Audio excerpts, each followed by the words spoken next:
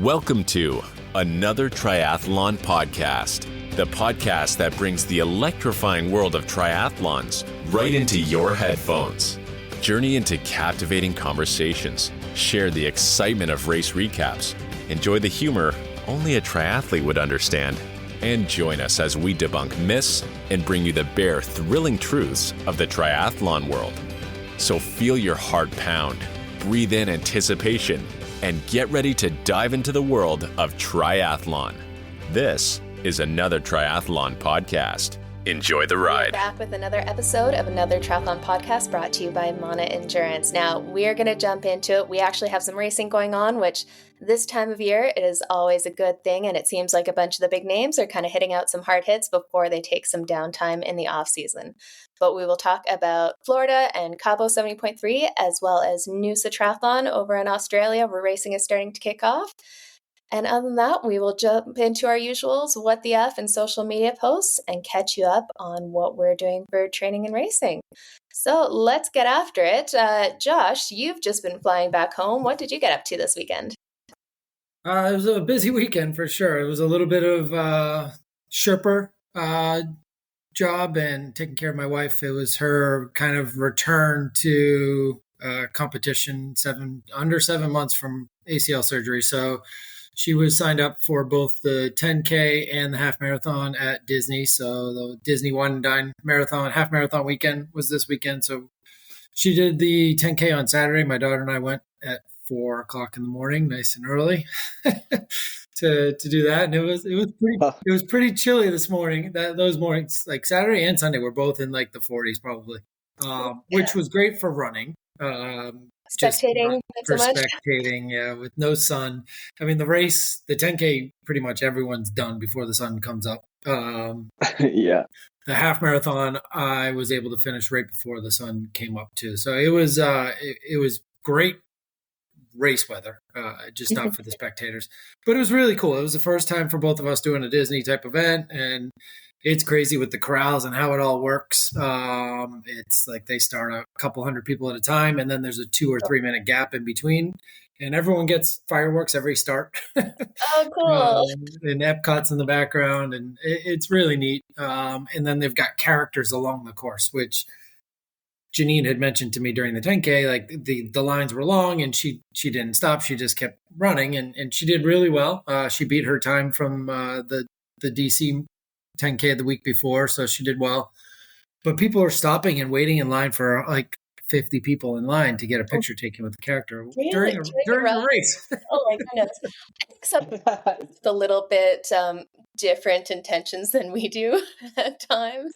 Exactly. So yeah, Jenna did not understood that part. My age group finish sounds great, but then you got to put it in perspective who else is racing too. But it was interesting. So the same thing with the half marathon. I had slotted in to the A corral because of my time earlier in the year in a half marathon. So I was up there with the front group and went in the second pack because there's a lot of people, and those corrals are hard when you've got people who aren't running races. Mm-hmm. And got to the first set of characters, and there were like 4 or 5 people there. I was like, wow, these are people who are actually running. Yeah. They're stopping and getting pictures. But it's just really cool. You run through the whole park. You go through areas that you normally wouldn't go through, backstage pack type stuff, and then you get out on the highway forever and run through parks. And it's dark, but it's cool. They've got bands and DJs and all that going on. And then I got to one character who had nobody waiting, and I was like, I can diagonally run off the road, get a quick picture. And they were all quick. I'd seen a few of them. They were. So I got a picture with Jack Skeleton, which is my daughter's favorite character. So that was like, all right, perfect. And then finished. I felt good. I wasn't supposed to run really hard, but I was like, I'm in the A corral. I'm out there. I feel good. My heart rate's staying low, and I ran my second best half marathon, straight half marathon. So I knew I wasn't going to PR, but it was fun to run, and met a few other people that along the way. And Janine finished a great half marathon as well, and it was just a good weekend. And then the rest of the last couple of days we've been doing the park thing. So it's been long days and 20, 30, 40,000 step days and things like that without racing. So I'm looking forward to having tomorrow completely off from work, from everything. But it was a good weekend, a very successful Disney trip, and we hit all the parks and all the rides and didn't have to wait in lines. And I will, I think I said to Janine, I joked I might do a blog and go viral with the success we had at the parks too. Yeah, that is good information to have. But you should. Having a good half marathon off the back of a marathon, that is never an easy feat. But when it comes to the fun stuff, what was your favorite ride over there? We did Tron, so we which was unbelievable. There were so many good rides that we hadn't done before that we were able to get on this time. I love Animal Kingdom and everything it's all about, but getting on Tron, and it's a quick ride. I wish it was longer. Yeah. Otherwise, it would probably be my top roller coaster of all time. And Janine did not want to get on it. Did not want to get on. And then she got on and she wanted to get on again. I was like, but we can't. There's no queue. You can't even get like back in line.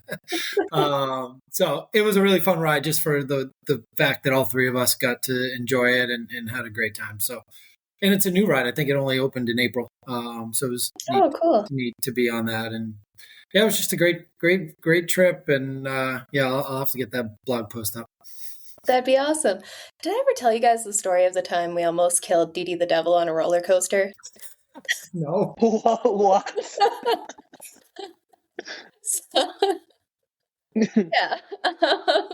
Sorry, it just clicked with me when you talked roller, because I hadn't been on a roller coaster in, God, probably 15 years at this point. We put on L'Etape Las Vegas by Tour de France, and if you guys are a fan of the Tour de France, you guys will know Dee Dee the Devil. He's this guy who dresses up in a devil costume. You'll see him all over the stages of the Tour de France. He started doing it just for fun as a spectator. The Tour de France started to notice him. Now they bring him out to different stages and stuff. And this guy, he travels over from Germany, does not speak a lick of English, and he travels in the devil costume, and all he wears is the devil costume. He has this little backpack, because he has no other clothes but the devil costume. But after the race, we went, we had our Tour de France ambassador was Andy Schleck, and we finished the race. We're up at like 4 a.m. to get the race going, get everything started. And we decided Dee Dee really wanted to see the strip in Las Vegas afterwards. So we take him down there, and he fits in perfectly on the Las Vegas strip. This guy running around with his trident and a devil costume and stuff fits right in. But we decided we wanted to do that roller coaster down on the strip out of, is it New York, one of the hotels down there. But yeah, I think it's New York. Yeah. He was, you could tell he was getting nervous as we got closer there, but it's still like hard to communicate with him. And he sat next to one of my coworkers, Kayla Ray, and apparently and this guy, he's like in his late 70s, keep in mind. During the ride, he like goes limp. And we're like, oh God, what? Uh-oh. We're like, this would be, bad, right? And it was like, oh my God, like, could you imagine? Like, he did come to, he was fine, it was all good, but it's like, could you imagine, like tapped by Tour de France, like kills Dee Dee the Devil, and then Andy Schleck was like, no, the headlines will be Andy Schleck killed Dee Dee the Devil. One of those completely random endurance adventures that I find come up more often than not in this random world. Absolutely. That's awesome. Yeah, roller coasters are freakier than I remember. But that one seems really like sketch. Like it was really sketchy at 1 a.m. and it just all around probably a bad idea. But we all survived. So that's a good thing. You know which one my daughter finds sketchy, and she's like, and the little kids go on it, is It's a Small World. She's like, look at this closely. Like, these things are creepy. But but endurance-wise, running-wise, yeah, you said it. I mean, it was great to feel. I was sore for 3 days after the marathon, and I can imagine, yeah. And I wasn't after the first marathon as much, and I ran those in Cloud Monsters. I ran the last one, the PR, in the Cloud Boom Echoes, and I think that smaller cushioning definitely didn't help with the recovery aspect. But come Thursday, Friday, Saturday, I felt great. And Sunday, I was like, let's see how it feels and see how my heart rate reacts. And it felt good. Now I'm definitely taking time off from running. A lot of swimming, a lot of rowing, and starting to get back into cycling maybe next week. Well, that's what happens when you PR and go faster than you ever have before. I'm learning. Oh, I swear marathons are more painful than Ironmans afterwards. It just, because you're running faster, there's more breakdown, and I was hobbled after a couple open marathons have been. It's just painful. Awesome. Well, let's jump in with you, Fede. What's going on in your world? I hear you're dealing with some elevation again. Yeah. So I'm back from Chile, from the Pan Am Games. I was spectating there, and back in the city. I live at 2,300 meters. I don't know. I think that's like 7,000 something That's feet, up there, yeah. which is, I mean, it's when I get back, it's hard. Like my heart rate is like 160 at what used to be my zone two. So been running pretty slow. Trying to adapt again. Also, my sleep has been a bit off, but I supplement with magnesium, which always helps with the sleep. So it's been a slow week trying to get used back to the altitude and training and everything. But happy to be back and on the training horse again. I just need to be a little careful with intensity control right now. And like we were chatting beforehand, Fede, and you were saying just with the altitude, you kind of have to be a lot more careful about that recovery and trust that altitude training is working, because at sea level you will see those benefits. How do you kind of measure that as you come back after being down closer to sea level? Yeah. Like we were discussing before we started recording. Obviously at altitude you have less oxygen, so you can push. You cannot push as hard as you can when you're down at sea level, and that's for everyone. Uh, there's not a single person in this entire world that can push harder at altitude than at sea level. So, and it's very individual. Like for me, I know my threshold at altitude is probably 25 to 30 watts less than what it is at sea level.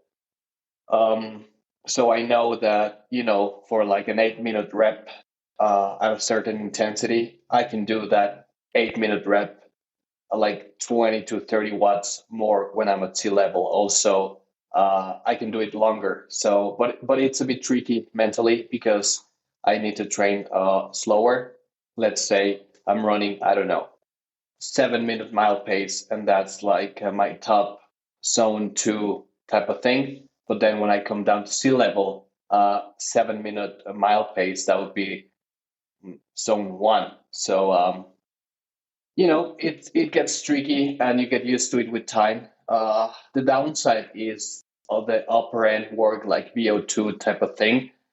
It ends up being more of a threshold type of workout because you cannot hit those super hard efforts like the 1-minute sprints and all of those. Those usually end up being threshold because you get hypoxic very quickly. So that's the downside of training at altitude. You cannot do too much speed work. Yeah, definitely. I'm kind of half your elevation at about 3,500 feet, and even still, I can like feel the difference in that, but it's nowhere near when it's like living in Colorado. That higher altitude, it really has a significant impact on breathing. Oh yeah. No, that's the fun. But race day, there's all the oxygen. You can go fast. You feel great. You feel like you can actually breathe for once. How does it impact your race planning? Like, is that something that you've calculated? Okay, at elevation, I train at this watts, but on race day at a lower elevation and sea level elevation races, this is the watts I need based off of what I know from the difference. Like, do you lock that in and want to be at a certain wattage on sea level and altitude? That's a great question. So one of the things that we encourage, obviously, in the pod is training with more than one metric. And to me, that would be heart rate, power, and lactate. And I know where my lactate sits at when I'm like doing race pace up here in altitude. And then when I go down, also my heart rate. And also when I go down to sea level, I do a few efforts and then I check my lactate levels and heart rate and everything. And then from there, I have a rough estimate of what I can actually push on race day. But it's a good rule of thumb. It's 10 to 15 watts, 20 for some people like myself, and it's usually a good correlation, power to heart rate. As soon as I start seeing cardiac drift, I know I'm not pushing. I know I'm pushing above my weight limit. So I just consider all three variables for that. But it's always higher, unless it's super hot and humid like Kona. Then it's more similar to what I can push here in altitude. No, fair enough. And actually, that jumps off perfectly into what I was going to chat about here, what I've got going on. I just did something that I have never done before in my 11 years of triathlon for the first time. I went and got a VO2 max test to kind of get an idea of where I'm at. I've never done that before. So I've always thought, Pain. yeah. No, and I failed. Did you do the run or cycling? I did it for running. So the reason why I was looking into this, with the years of Ironman training, really when you're looking at thresholds and stuff, because the race is so long, close enough is good enough for the most part, right? Until you're trying to get that last 5%. You can get a pretty good idea because Ironman is a lot more by feel and just not slowing down in there. So I've never bothered to kind of get it done, mostly kind of threshold testing to get an idea. But next year with going after Duathlon Worlds, I am nowhere near capable of running the times that I need to run. Like the pace that I need to run for 15 kilometers is way faster than I can run 5 kilometers right now. So I figure with that, what I'm going to do is do some of this testing to get an idea of where I am right now and kind of dial that in a little bit more so that I can more effectively dial in those high end zones and really get on top of it. So with that kind of higher intensity, and really I'm going to have to be able to go to the max of my capacity for this race to do well in it. Figured it'd be good to get a better idea of where I am at and what that looks like right now to really dial it in, get a lot more specific. So went and did the VO2 test. Did not go well. Unfortunately, got it through for the most part. So what happens when you do a VO2 max test on the run is basically you're on a treadmill, you do a long warm up, just really ease into things. And then they stick a mask on your face so that they can measure the oxygen kind of coming in and out. And then they're able to measure things like how many carbs you're burning, how much fat you're burning, and those percentages throughout the different zones. And then set heart rate zones as well to get a good idea of where you're at. So the thing that really messed with me with the test was that mask on my face. Yeah. Have you ever tried doing anything like those tests? Yeah. I had one done coming out of COVID. A friend of mine's a cardiologist, and his practice was starting to reinstitute their testing procedures and policies, and we're training some new staff, and he offered some free testing. So I was like, yeah, I'll take that. So yeah, I got a bike test, and you're spot on. I mean, if I had to do it again, I know the scores and the testing and my ability to execute would be better, because getting used to breathing into a mask is not easy when you're pushing as hard as you possibly can. That was exactly and the ramp test aspect of it all too. I mean, that's a little bit different than most of us do on a typical FTP test. It's like literally every minute, add. Yep, absolutely.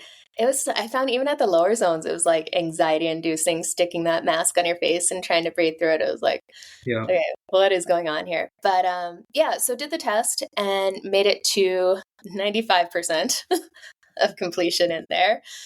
So made it most of the way through. It was first we started by ramping up the speed. That was good. And then we back it down for a second and then start to ramp up the incline of the treadmill. So I was going throughout all the speed things to get the kind of speed we wanted to hit, but I still wasn't at kind of a max heart rate at that time. But it was once I crossed that ventilatory threshold where you really start breathing heavy. My legs were still good, but it was just I started to get anxiety with the breathing heavy with the mask and stuff. So about a minute from where we would have finished the test, I hopped off and pulled it off. I was like, oh my God. And then partway through the test too, one of the straps on the mask unclipped. So I had to stop for a second to stick it back on. So it was kind of like, okay, this is a good practice test to get an idea in there and just get a feel for it. So I definitely will test again to get a better idea of it. But it wasn't too bad in there. I think I tested around with getting to 95% of the test around 53. Nice.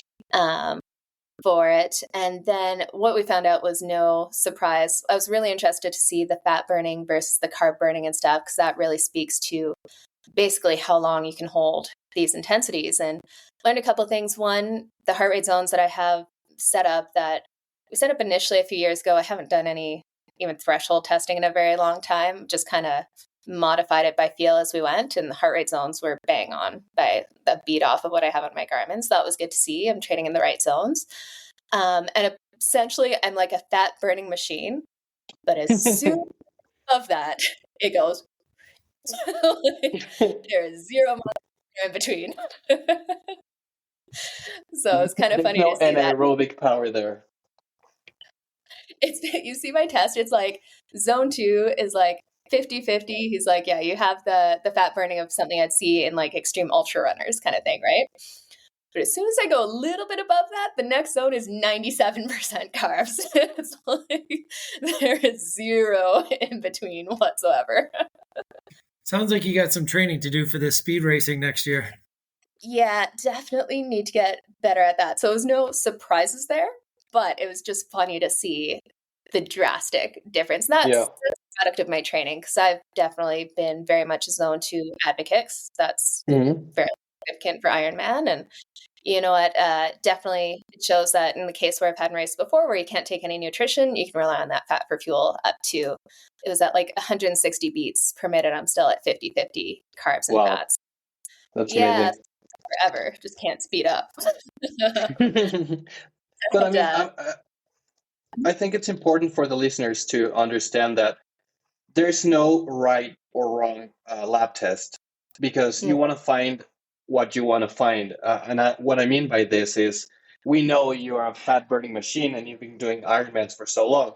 You should be good at that intensity, and your zone 2 should be massive as it is right now. And there's no shame and nothing wrong, because your anaerobic power is not as strong compared to like your zone 2 or your Ironman pace. That just means that you need to work on that if you want to get good at that. It's not a fixed thing. You can change your physiology, and that's something very important for the listeners to understand. You want to train specifically for your race demands. Yeah, absolutely. And that was what was exciting about this test. It's because I've got the base. That's the thing that takes time to build up in there. So there's so much more potential because I haven't trained in those zones. So it definitely cemented in my head that this could be possible. Right now, I'm not good at this because I haven't trained it.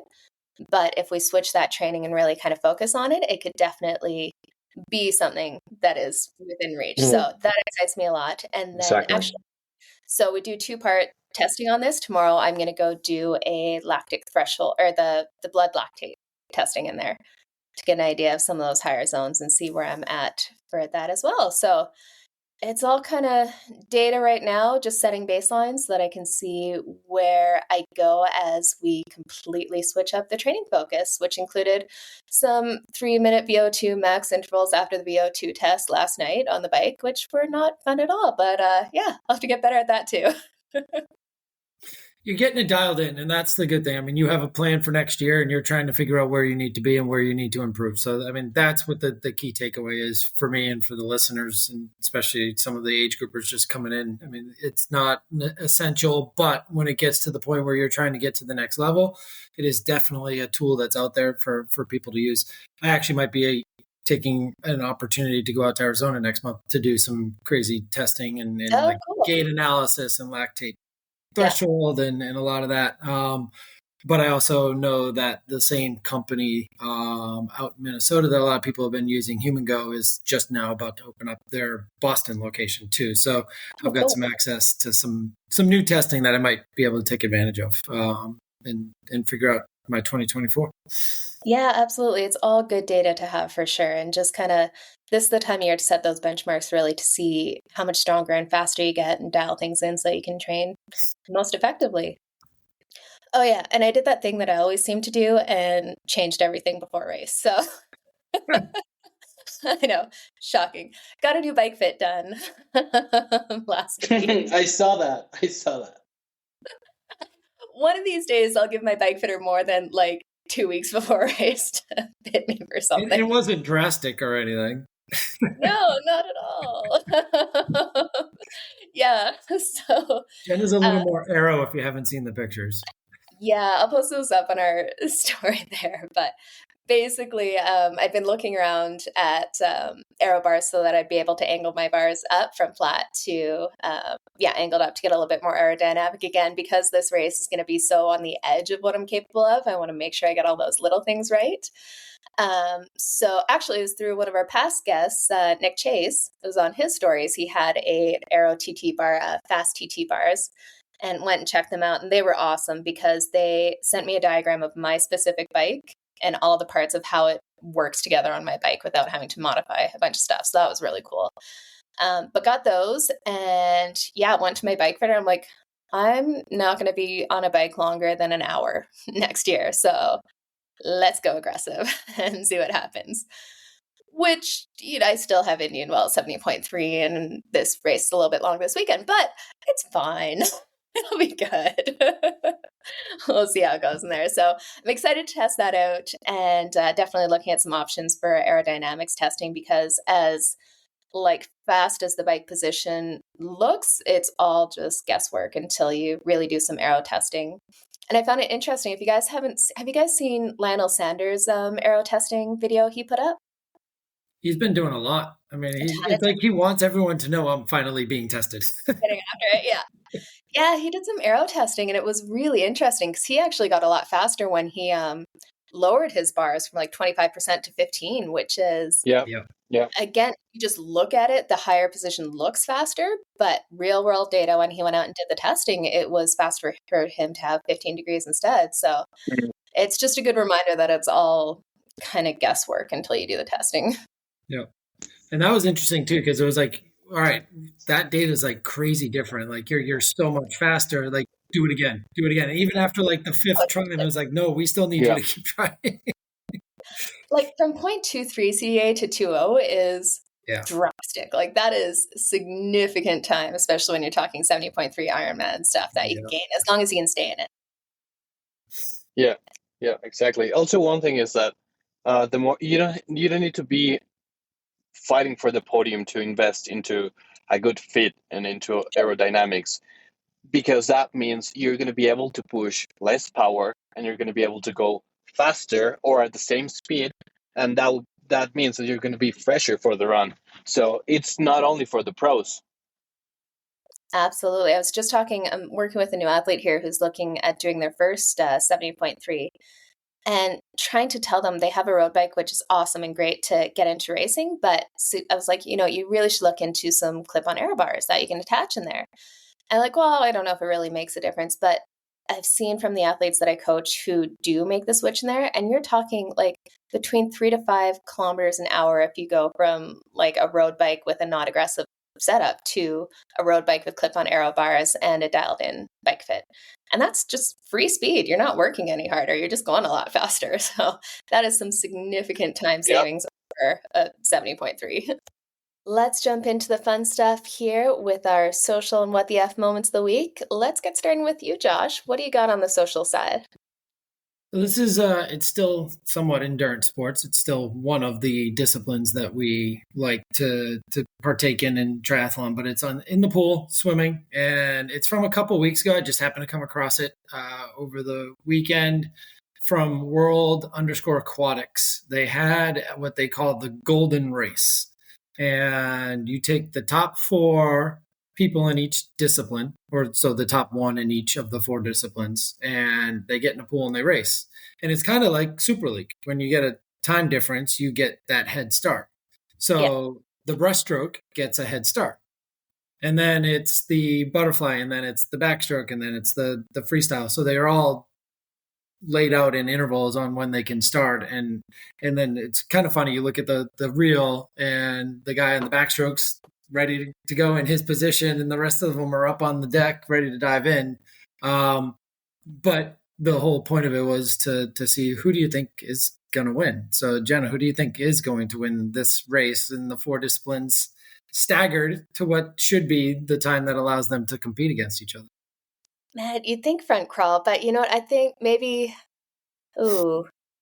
I don't know. That's a good question in there. I'll say front crawl, but I'm sure with the time difference, mixed it up a bit.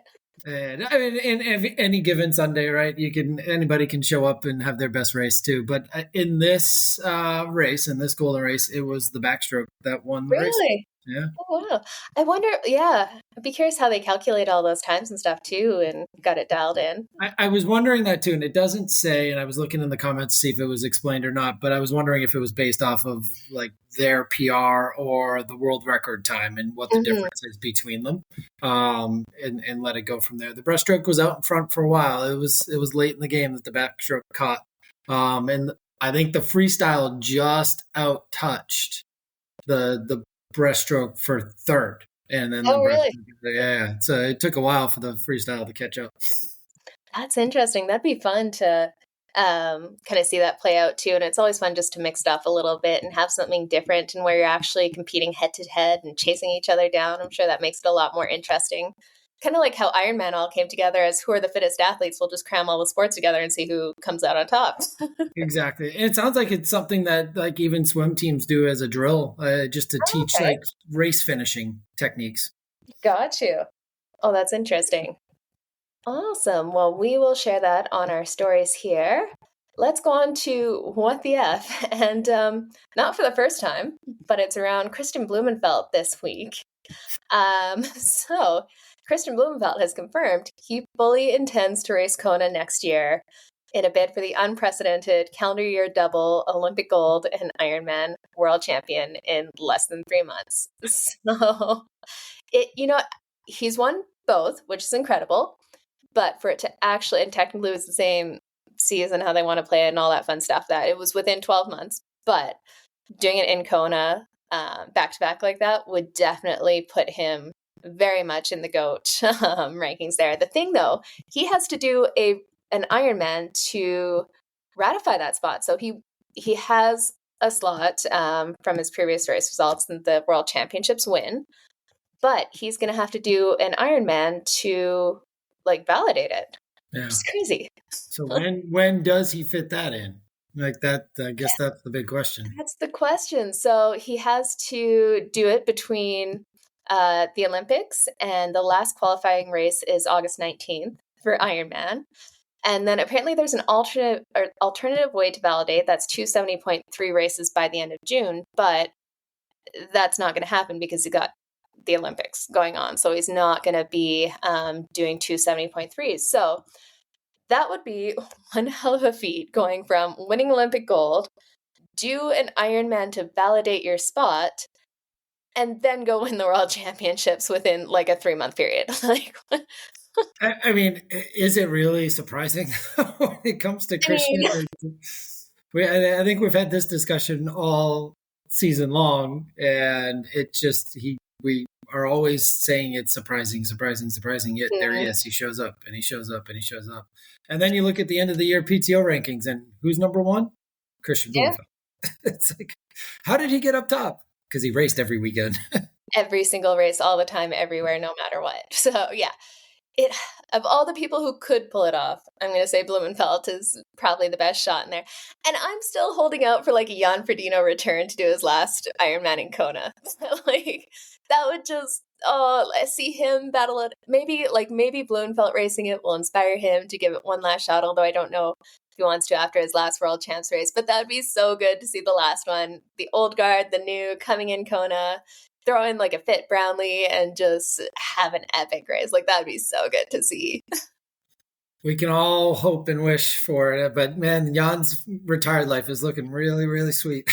He looks like he's enjoying it for sure. He's got that S-Grail race, which is like a gravel triathlon kind of race. And I had one of my friends did it who just did Kona, and she said that was harder than Kona. It's like crazy elevation on the bike and the run and gravel. It just looked awesome. Unbelievable. Yeah, Christian, definitely WTF again. Once again. Well, let's see if we can get this rolling here. Let's check in for the race results on the weekend here. Fede, what was up this weekend? Hey, guys. Yeah. Apologies, having a bit of an internet meltdown. But we had the Noosa Triathlon all the way in Australia. And I love this race because it is an Olympic distance non-draft race. So it was very good to see all the WTCS athletes on their TT bikes. And, well, kudos to Hayden Wild because he looked dialed on the TT bike. Long course athlete. You were mentioning before, a lot of the short course triathletes on TT bikes look like amateurs, let's be honest. Like their positioning.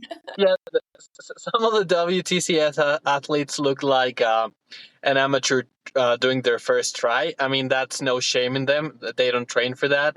But you can tell who has been putting in the time with aero testing and everything. And Hayden is one of those athletes. But let's jump over the race results. Let's start with the men's because we were talking about Hayden Wild, and he took the victory. Second place, Matt Hauser from Australia. He's been having some solid strides. And on third place, former Olympic bronze medalist Henry Skuman coming in third place. So all current WTCS athletes.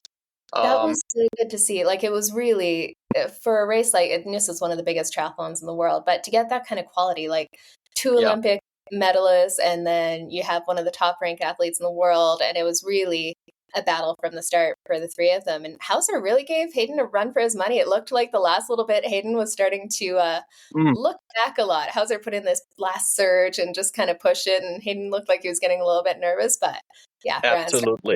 Absolutely.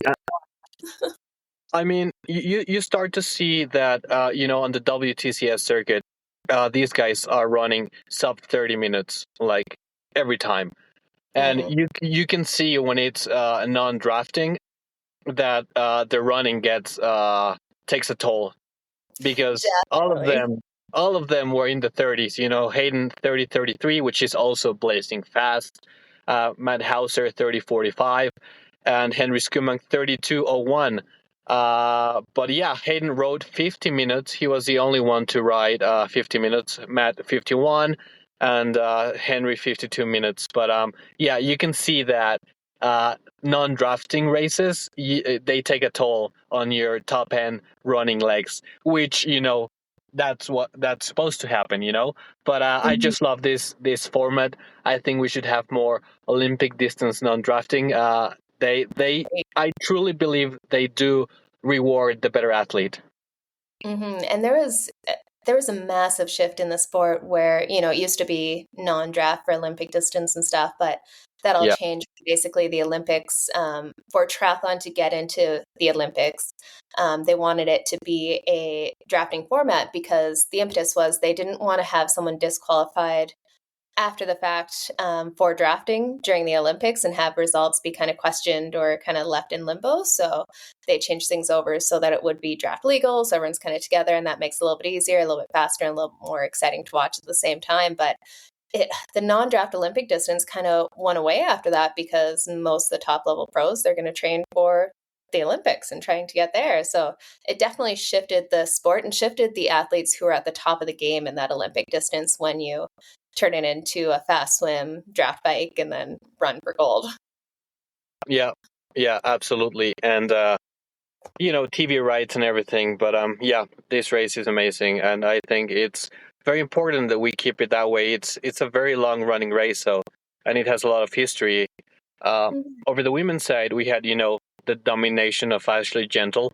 I think she could be more dominant over, Olympic distance non-draft than the 100K distance. But, she took the win.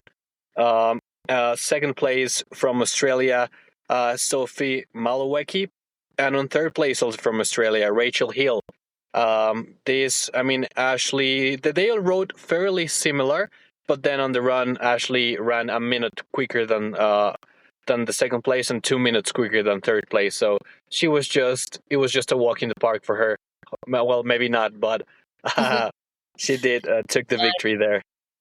Yeah, it's exciting to see what she'll do with the PTO races next year. She is just like dominating at that short course distance. So it looks like she's kind of gearing up to get after it again. Definitely. I think she's gonna be up there, over the 100K distance next year. Well, what else did we have going on for races this weekend? We actually had a fair bit, which is fun. Yeah, We had actually a fair bit. We had over in my home country, 70.3 Los Cabos, which we had a very stacked field for a late season race, and that was very good to see. Cabo is usually a great venue, and it makes for an exciting race because the course is rolling. It's hot. It's not as humid because it's in the Mexican desert, but yeah, it was a fun race to watch. And uh, we saw Jason West taking the win. He ran an impressive 109 in that heat. Jeez, that is crazy. That is moving. Good, Yeah, Jason is one of those athletes that does not get affected by conditions.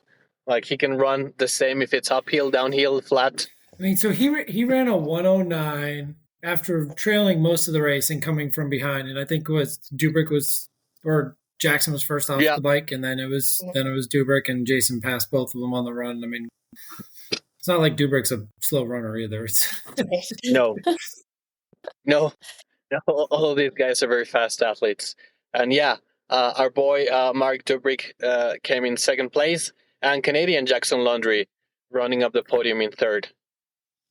Yeah, there's a bunch of the Real Tri Squad out there. So a few of our past guests from the podcast, go check out some of those episodes where we talk to, a few of those athletes and get their insights into their training and racing. Yeah, absolutely. And over the women's side, we have, very familiar face when it comes to 70.3 victories. Canadian Paula Finley took the win. Like I said on a past few episodes, she seems like she's in a right mental space, and she's enjoying the sport, and she took the win. On second place from Austria, Lisa Perter, and on third place from Spain, Sara Perez-Sala. So, but yeah, Paula was 3 minutes quicker than Lisa, so also a very comfortable win for her.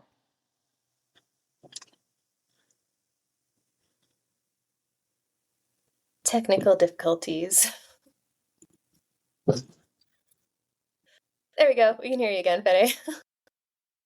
Oh, you didn't hear anything I said? No, we heard Paula Finley. I'm sorry, guys. So I'll pick it up. Yeah, we had Paula Finley taking the victory. She's not a uncommon face when it comes to 70.3 wins. Second place we had from Austria, Elisa Perterer, and on third place from Spain, Sara Perez-Sala. And yeah, this was a comfortable victory. Well, not as comfortable victory for Paula. 3 minutes faster than Lisa. She ran a 1:23 and finished in 4:09. So yeah, she was moving. She was moving very fast over the weekend. That is wicked to see. Yeah, she is just flying here. It's so good. I'm a little bit biased. Redhead Canadian is winning. That makes me Yeah, there you go. You can be proud. Yeah. You can be proud. It's all good. She is very badass. It's been very cool to see that she is in that good headspace and just absolutely crushing it, which is fun. And our fiance had a good race too. 4th place for Eric is not bad after. I mean, he hasn't really been focused on 70.3 this year. So yeah, that was cool to see. And I guess their buddy Nick didn't have as great of a race as those two did, but it seemed like a really cool atmosphere. A lot of people spent like a good week plus down there and after the race in Cabo and enjoyed it. That is the way to do off season. Do a race in Mexico and then just sit on a beach afterwards. I do that wrong every time. Yeah. Well, we have another Ironman ramping up here. What happened in Florida? Yeah, so in Florida, we had a very good race. As somebody that has been on the spotlight recently due to some allegations, Mr. Rudy Von Berg, he raced Florida and he took the win very, very convincingly, clocking a 7:34.41 with a 2:38 marathon. This was just an impressive race from Rudy. I believe he was racing with a bit of anger. Or something to prove, but it was just amazing to see. Then we had from Poland, I forgot his name, something K Stepniak from Poland, 7:42. And on third place, Josh favorite, Mark Marquardt, his first pro podium, former age group, turned pro. He won Kona last year on the amateur side, and this guy is just impressive. He's been taking gigantic steps towards, racing the best of the best. That is cool to see. Have you guys seen all the memes coming up about with the Rudy Von Berg win and with Sam Laidlow and some of those popping up on social media?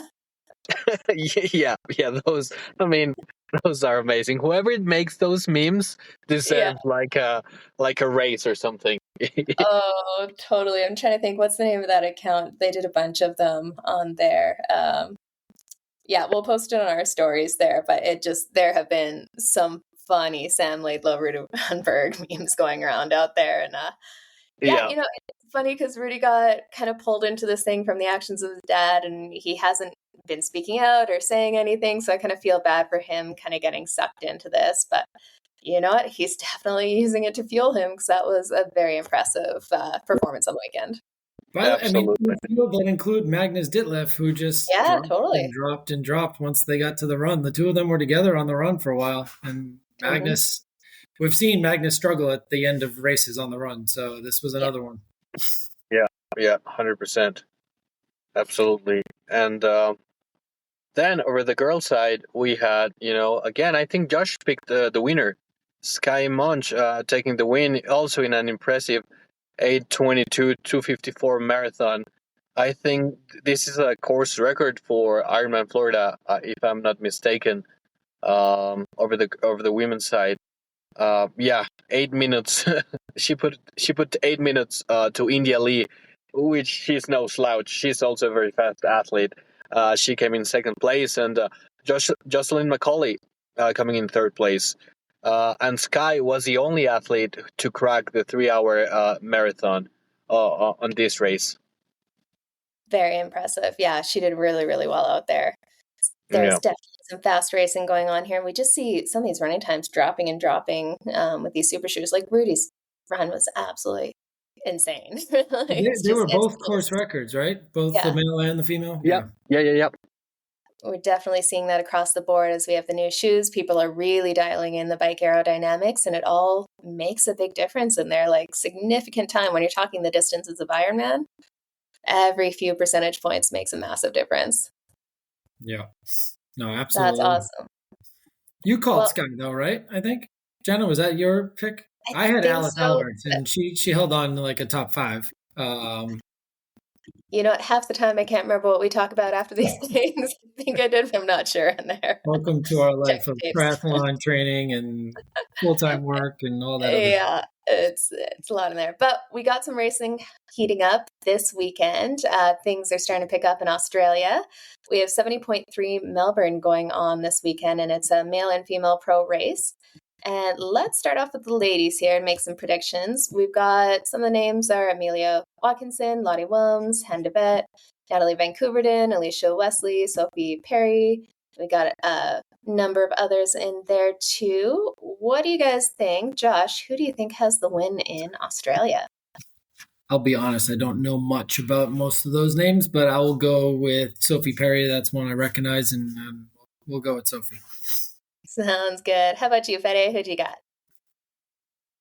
I'm going to pick Natalie Van Couverden. I think she's a very strong athlete, and I think she's got it on this race.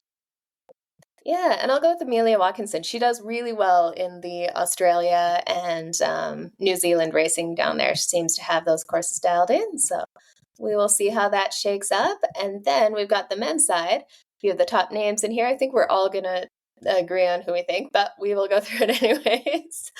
We got Steve McKenna, Hayden Wild, Charlie Quinn, Nicholas Freed, Nick Thompson, Braden Curry, Rich Sorby, Kieran Storch, and a number of other names on there as well. Josh, who do you think has this one? I'm not going with Hayden. Really? Don't push me into this. No. Come on, I always go with the outsider, but even still, not so much. Braden Curry, but only because Hayden just raced and great, pretty hard. But I'll go with Braden Curry. That is definitely a solid choice. He definitely does well in these courses too, over in the Australia region. How about you, Fede? Who do you think has this one? Well, Braden was going to be my choice, but I'm going to go with also an underdog. We're going to leave Hayden to you, Jenna. I'm going to pick Steve McKenna. I think he's gonna surprise everyone. No, he is super solid in there. It would be no surprise to see him take the win either. And it's nice to see that, like, we have a couple names in here where it could end up being a really good race, which makes it fun. Okay, I was wrong in the predictions for you guys, but I'm going to go Hayden Wild here. He seems to have it dialed in. And you know what? After the frustration of some Super League racing in there, it looks like he's really spent some time dialing in that TT position. I think he's fired up after the Noosa win last weekend. So we will see how that shakes up, and it definitely makes it more fun that we've all got some different guesses in here. Now, last but not least, we're going to start to reintroduce the listener questions now that we have a little bit less racing going on. So we will dive in with these. We've got a question from Johan Andy. How do you overcome panicking during the swim in a race? So I want to get your guys' thoughts. I know I've talked a fair bit about this, but have you guys experienced, and how do you overcome that panicky feeling in the water? Well, after seeing the social media post of the week, I don't feel so bad about going to the backstroke when I need it. And we just watched you'll see in the social media post, the backstroke takes the win. Goes for fast. discipline. So that has been something that allows me to calm my breathing down and get some clean air and technically not really lose too much time. At the longer distance, the backstroke can tend to get you where you need to go. So, and it will calm down your heart rate. So that's what's worked for me. And if I need to pause and take a little wider angle around the buoys, but the backstroke has then been my go-to. Just get a breath in and get some oxygen, which definitely helps. Yeah, for sure. Yeah, and I've talked about what I try to use, and I've definitely had some incidents in the water recently, but counting strokes I always find kind of helps. So you can't, it's actually something I use on the run as well, but you can't count at the same time as you have that internal dialogue. And sometimes you get anxious, get worked up with that panic, and then you start thinking about it more and more, and that gets your heart rate up, that makes you tense up, and that gets you even more stressed, which just amplifies everything. So trying to either count breaths or count strokes, just counting kind of takes you out of that headspace and lets you relax into the movement a little bit more so that you can kind of reset and get ready to keep moving forward. And for new swimmers in there, like, just so you know, there's always the option to stop and hold on to a kayak, a stand-up paddleboarder. Like, as long as you're not making forward motion in the swim, you can absolutely stop, hang on to one of the volunteers, catch your breath, and keep moving in there. So definitely take advantage of that if you need to as well. The other question we had in here, I'll run through quickly, from Dennis Plins. What was the best and worst part of IM Worlds, and how did you get through, and what comes next? So, yeah, worst parts, not finishing. That sucked. That wasn't great. But the best part, I talked about it before too, is just the community, having so many incredible women out there racing, so many teammates. Even when I was doing that 2-mile walk of shame back to my Airbnb, running into people and just kind of, having a shoulder to commiserate with, meeting up with awesome Mana teammates afterwards, just to kind of lift the spirits, it made all the difference in the world, so that I could kind of reset, refresh, and realize it's not the end of the world. And then you got another race coming right up too, right? So exactly. you get right back at it and changing things up.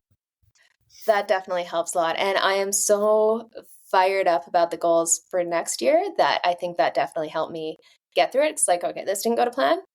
I've been to Kona before. I can go again. But next year I've got some big, scary, exciting goals of something that is totally outside of what I've tried to do before. So that definitely helped me kind of get over it and keep moving forward. And what's coming up next is a duathlon in Thailand in about 10 days. So I fly out this Sunday with 30 hours of travel to get over there and go battle some heat and humidity and do a little bike, have some fun with it, and meet up with some longtime friends and previous team members and stuff. So really, in all of this, the community is what makes all of it a lot easier, and just getting over it and moving on to new goals. So I'm super fired up about that. But yeah, if you guys have any questions, I'll put up the calls for it on our stories, and Josh and Fede will as well. We will start to be doing a lot more questions from the audience. So if you have any training or racing questions, you got 2 coaches on here, and then Josh, who always has some great insight on, training and racing too. So definitely send those in. You can message us, DM us anytime through our Instagram, and we'll definitely collect those and start answering your questions. On that, Josh, did you have anything on your mind? Unfortunately, we lost Fede here due to internet connection, but did you have anything else before he goes down? No, you have a safe trip over to Thailand, and we'll see how it goes. And it sounds like you're getting all dialed in. So have a good trip. Thank you so much. We will chat again soon. Have a great night.